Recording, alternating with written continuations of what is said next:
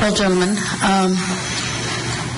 first of all, I want to comment that you've taken about an hour, maybe in 20 minutes to confer with one another. And regardless what the end result is, I think that's to your credit. And I'd be remiss not to comment on it, that you made, I would say, an hour and whatever time is a good faith effort. And I hope. But I may be cautiously optimistic as to the result, or I may be wrong. But anyway, I'd like a report back, please. Your Honor, we did go back.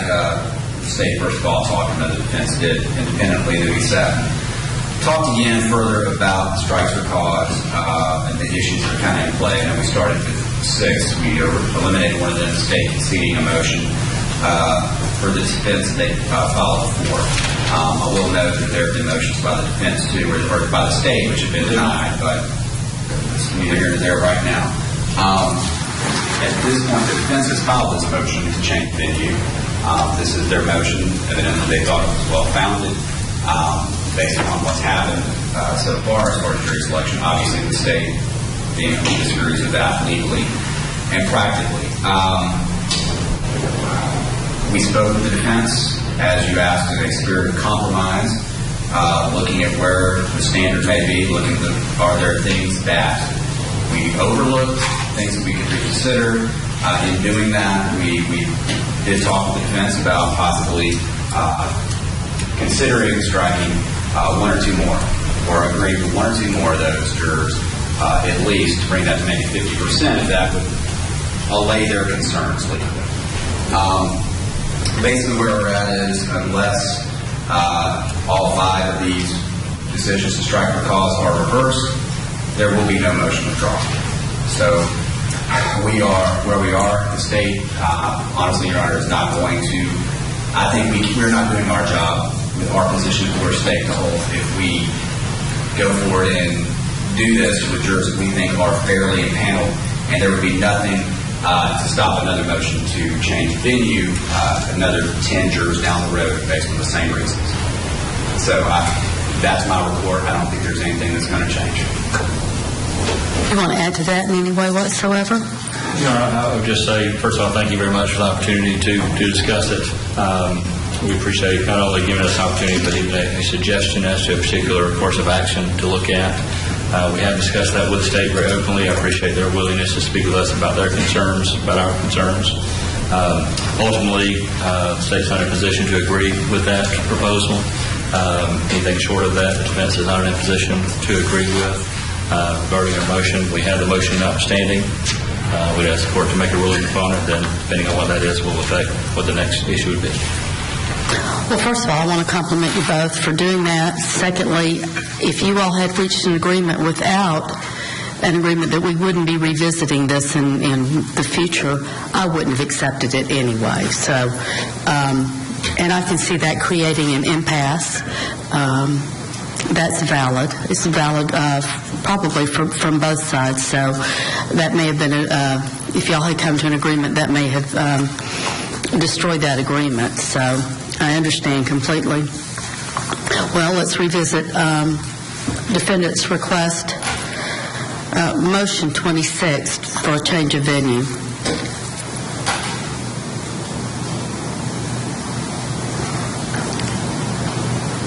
In a spirit of compromise, there has been an effort and an exhaustive effort by both parties to reach agreement. They have not done so.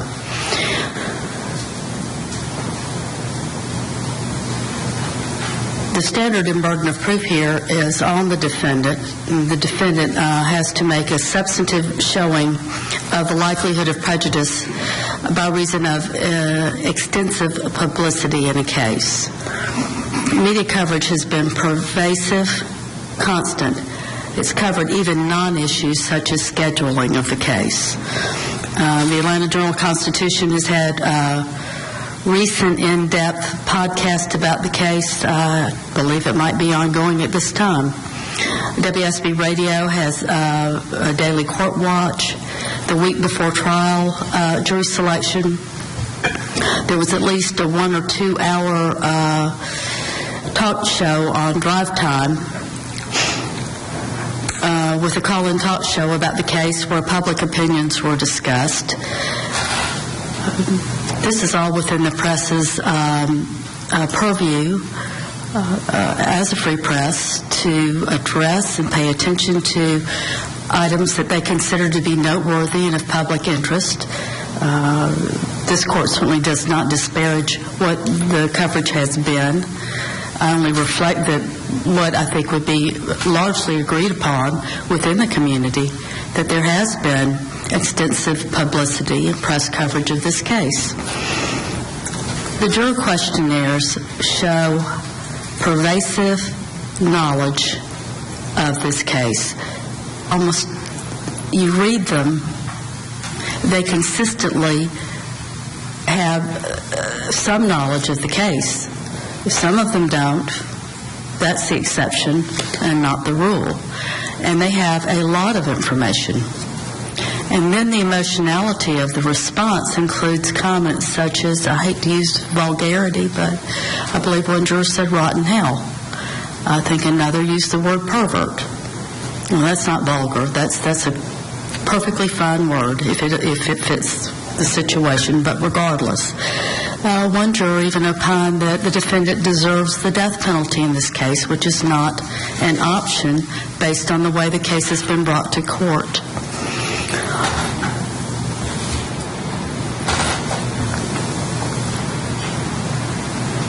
To say that the juror questionnaires show a pervasive knowledge and extreme opinions that are negative to the defendant is frankly an understatement. And then the testimony. They come to court and the testimony corroborates what the questionnaires show. Although some jurors did in fact change their opinion, but about as many who said on the questionnaires they could be fair and impartial came to court and said they could not be fair and impartial. And then the other was true. Some who said they could not be, when they testified, said they could be.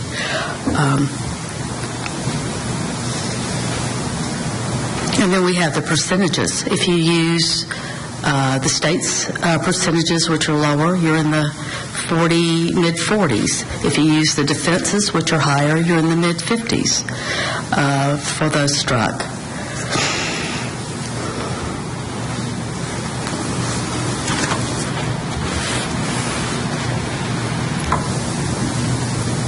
And then, other than a cold record and the questionnaires, what should be reflected in decision-making is what happened in this courtroom.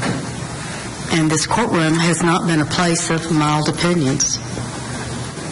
And a cold questionnaire doesn't give you the sense of what the jurors are saying, of how they are responding.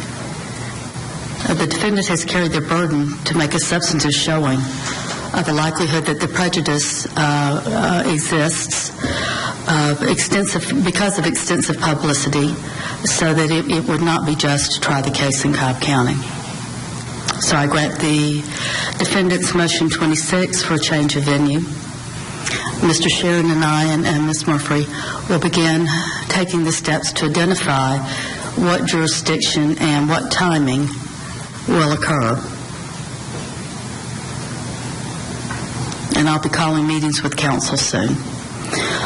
All right. What from the state at this point? Nothing further from the state, Judge. What from the defense at this point? Nothing at this time, Judge. Thank you. All right. This court stands in recess. I will be in touch with counsel soon, and once we've identified some place that will take us. Thank you.